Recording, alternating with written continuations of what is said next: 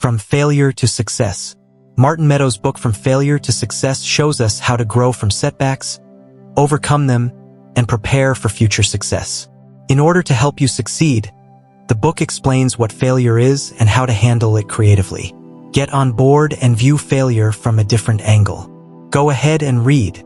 How many times have you been desperate enough to give up after failing? How often does failing make you lose your will? With a little optimism to prevent falling repeatedly, anything will alter. If you wish to follow the route from failure to success, start here. We shall talk about Martin Meadows' book, From Failure to Success, in this synopsis. The book will teach you the routines and workouts you need to succeed and overcome setbacks. Overview. In order to help you succeed, the book explains what failure is and how to handle it creatively. Throughout his life, the author has experienced numerous failures. He describes his amazing experience in the book, including how he overcame a setback to become a friend and eventually attain the success he had been lacking for years. It's inevitable to fail. You may either utilize it as a tool to change your life or be furious with him. Instead, this book will assist you if you wish to take a creative approach. You too can become mentally flexible and turn failure into success. There are a lot of reasons to pick this book, but the two most crucial ones are that it has a lot of exercises that will help you put what you've learned into practice. Second, the cost of this book caught me off guard when I placed my order. Furthermore, this book may not be available for purchase at all for many people. Everyone can choose whether to order and read the book in its entirety after reading this synopsis. Thus, attentively read this synopsis up to the finish. And I have no doubt that this book will provide you with the answers to your questions. This book will teach you failure, an alternative perspective, how to deal with 7 different kinds of loss, 5 guidelines and procedures to create and preserve a positive success mindset, 5-step coping mechanism for failure, 3 expert techniques to develop the strength to continue, 4 causes for giving up. So let's get going. Section 1. How do you define failure? Failure implies that an event is your failure if you are unable to learn from it.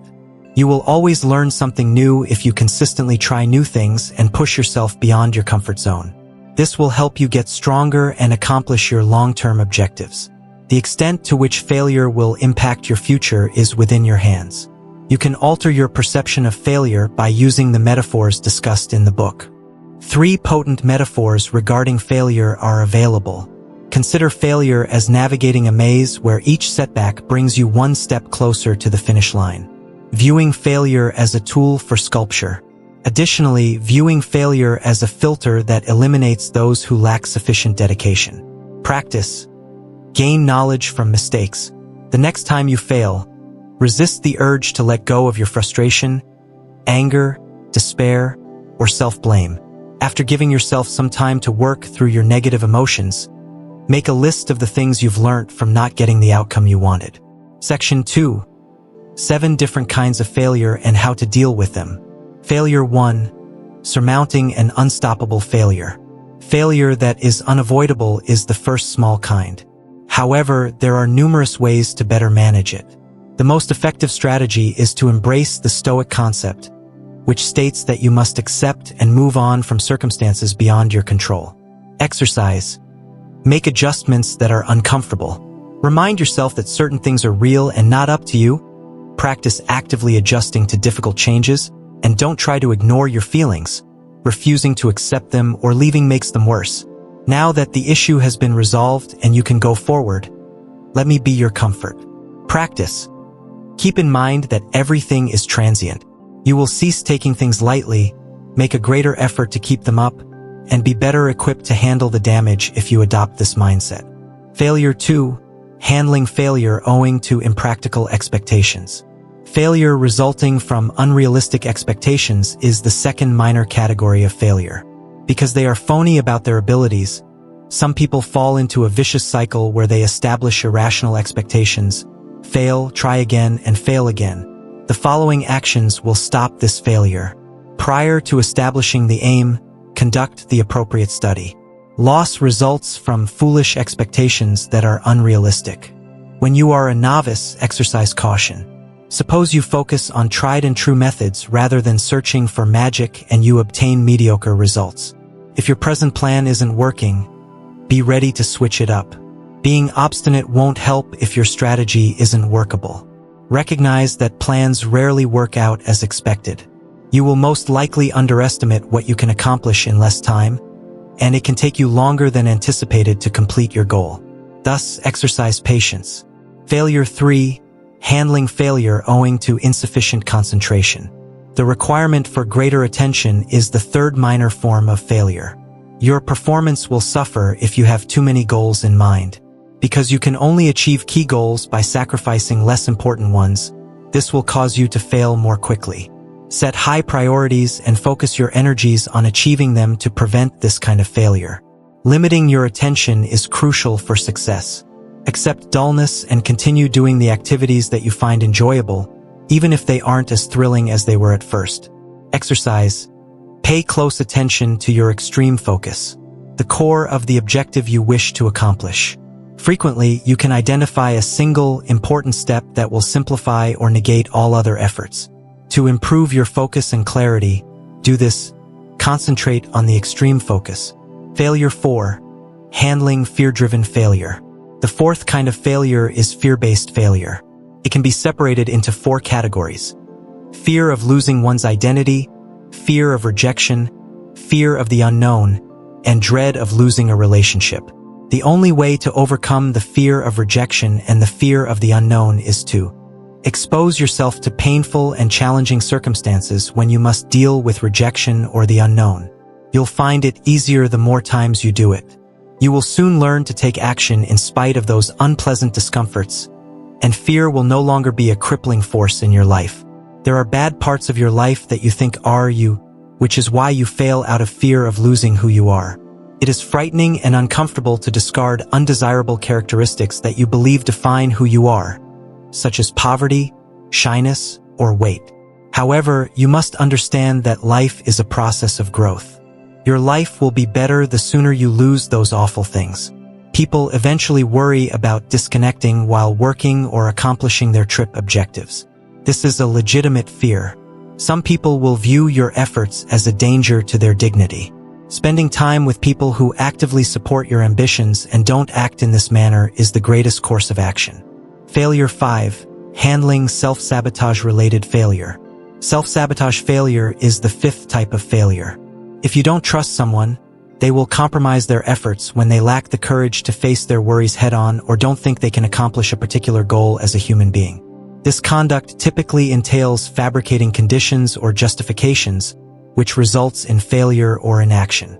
For instance, someone may unintentionally prefer to stay up late for some reason, which could make them appear exhausted during a job interview and lower their chances of acceptance. They then believe that by saying things like, "I didn't get this job because I had to get up late," they are defending their ego if they fail. Practice defensive pessimism as an exercise. The first step in handling this type of failure is to have faith in your objective.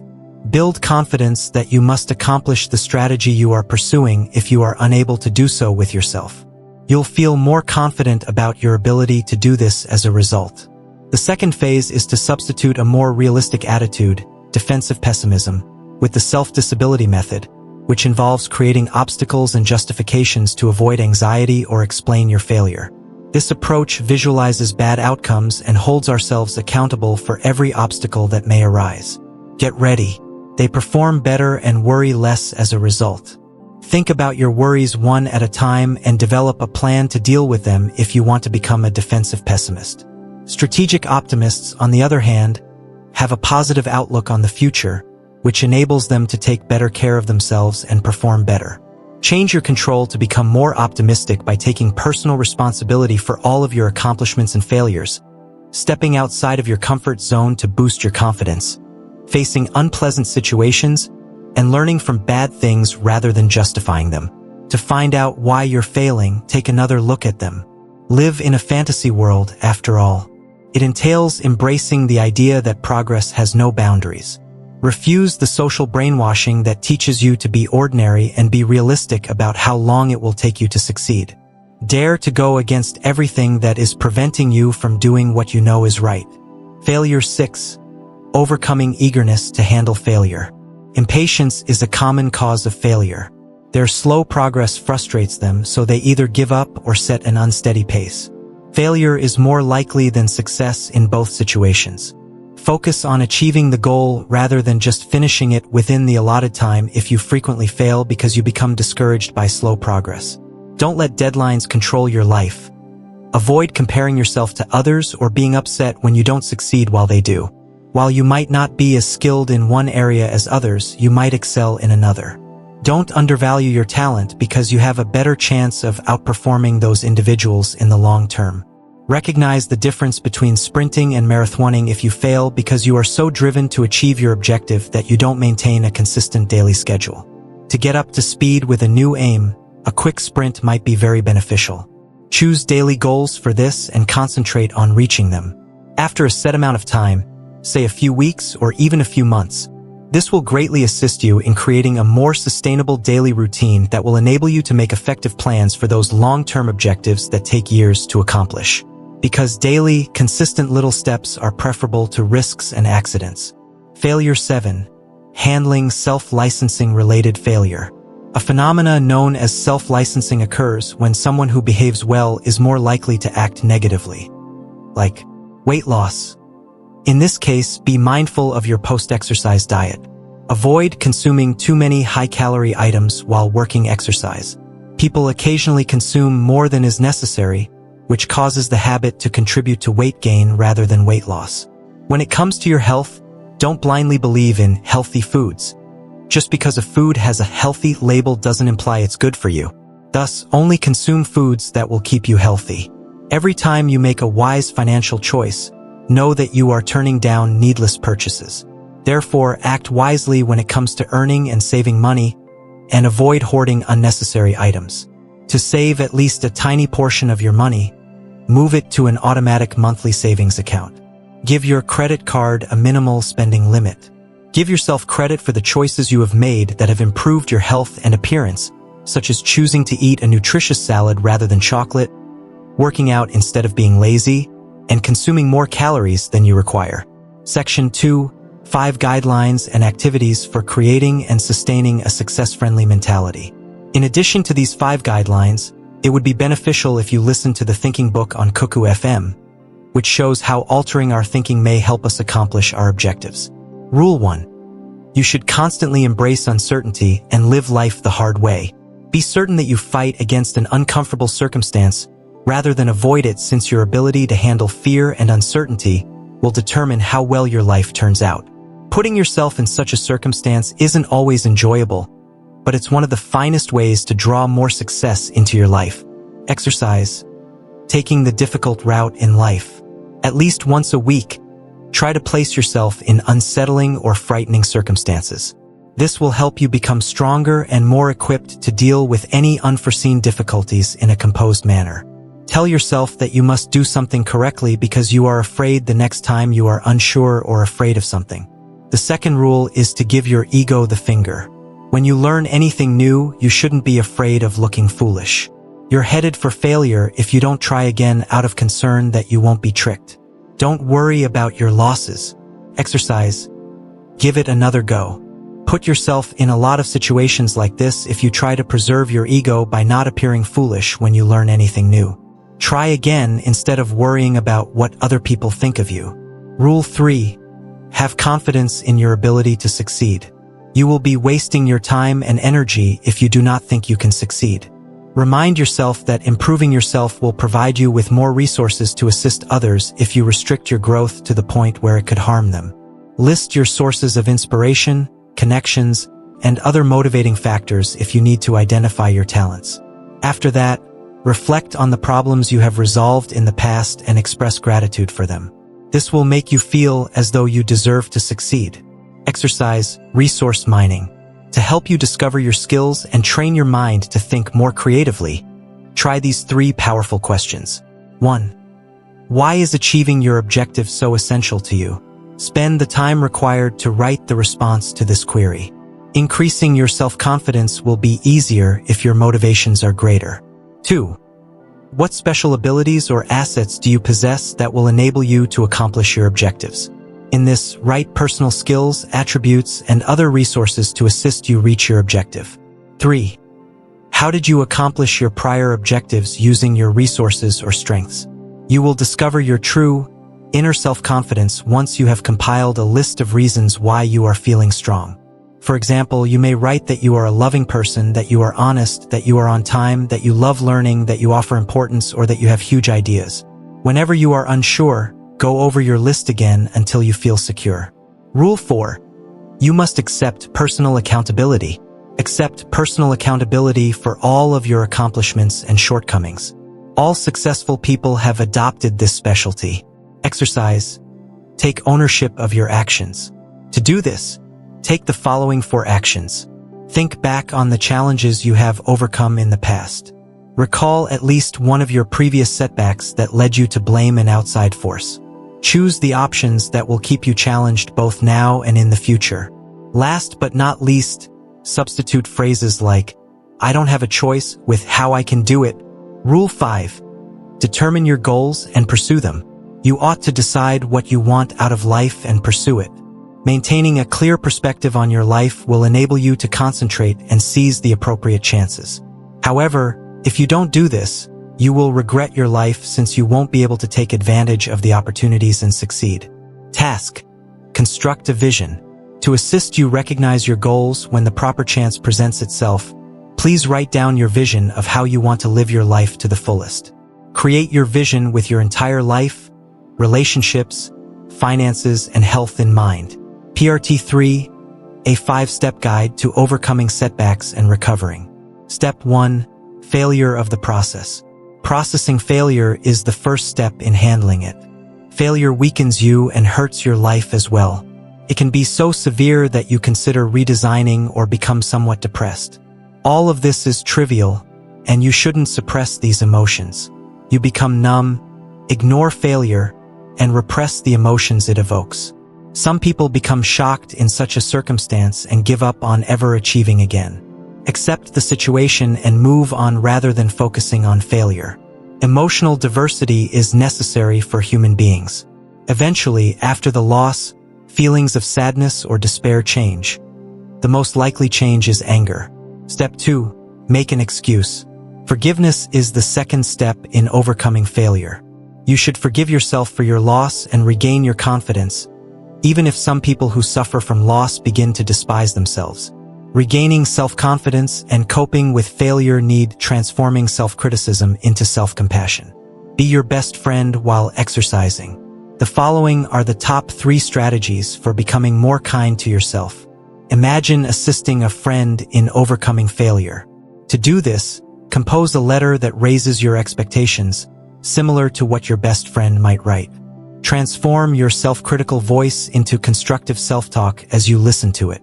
Or take care of oneself by engaging in positive activities. Step 3. Modify your condition. Changing your emotional state is the third step in dealing with failure. To turn a loss into success, make decisions like that and follow through on them. To prevent this, engage in activities that help you forget about failure, because staying at home and getting upset over a loss won't make anything change. Step 4. Take what you can from it. Learning from your failure is the 4th stage in overcoming it. To begin, list the things you've learned from your failure. Look for a strategy to assist you in shifting your viewpoint so that you can achieve the next time. Spend as much time as necessary figuring out what you can learn from your mistakes. To get back to work on your objective, it's better to spend a few days reflecting on your failure than to fail again for the same unknown reason. Thus, identify your key takeaways and begin pursuing your objective in the proper manner. Step 5. Get back to work. Restarting your efforts is the 5th and last step in recovering from failure.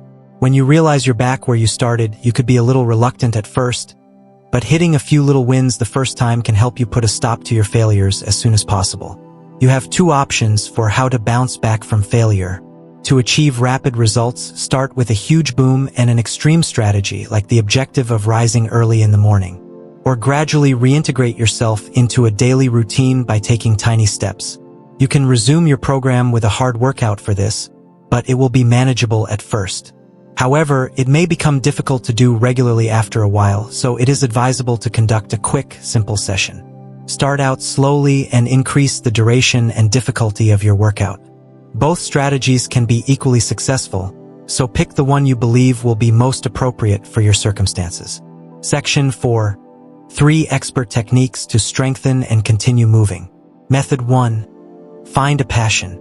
You need a long-term goal to keep going, and the best approach to achieve it is to cultivate a long-term passion that will motivate you to keep going in spite of obstacles. It will assist you in maintaining your mental capacity when working for extended periods of time. You'll feel good about yourself as well. Create a passion that will push you to overcome your comfort level and offer assistance while you pursue other objectives. This is a really effective master plan for becoming a successful individual. Long-term dedication to a passion will also teach you how to have a stronger will and more sturdy ethics for a profession. Work out. Give it your all. Find something you can devote a lot of time to. This will assist you when you need to strengthen your mental fortitude.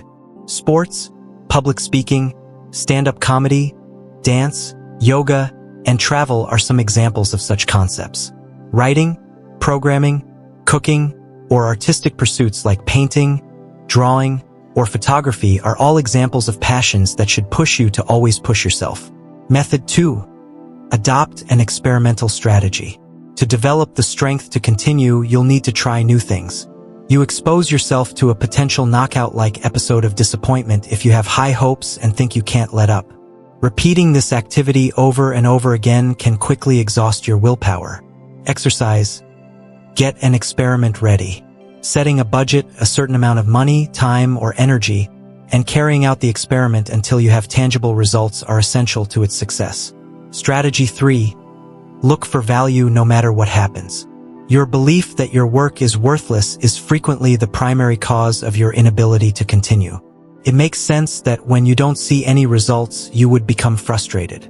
After all, who would want to keep doing something pointless? Therefore, this is normal.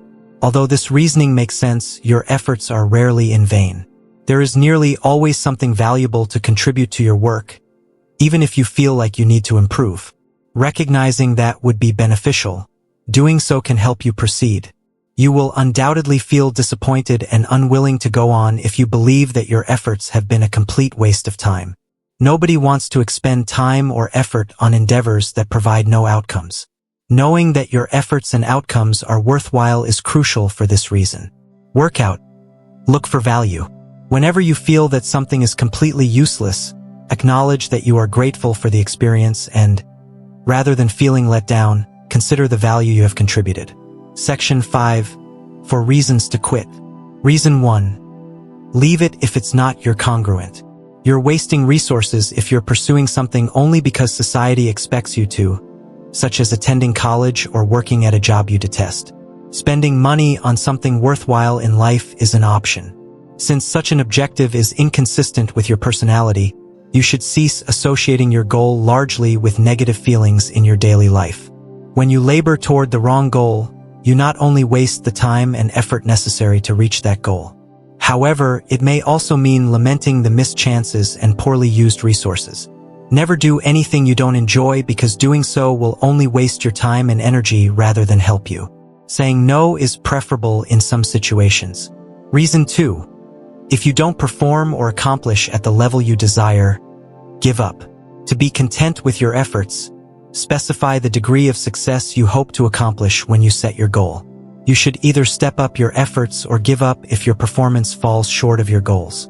Assume that, despite investing the appropriate amount of time and resources into your goal, you are not happy with the outcomes and that there is no chance for improvement. If so, you ought to look for another area where you excel. In order to control your expectations, you must decide whether to quit up or keep going when you are not happy with the outcomes you have attained. You don't have to stop if lowering your expectations makes you feel good. Keep going. However, it's best to leave them if you can't handle their poor standards. If you have not achieved the expected goals in such a situation, you should give up and take action to move on. Reason 3.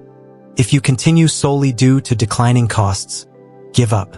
A sunk cost is a cost that has already been incurred and cannot be recovered from in business and economics.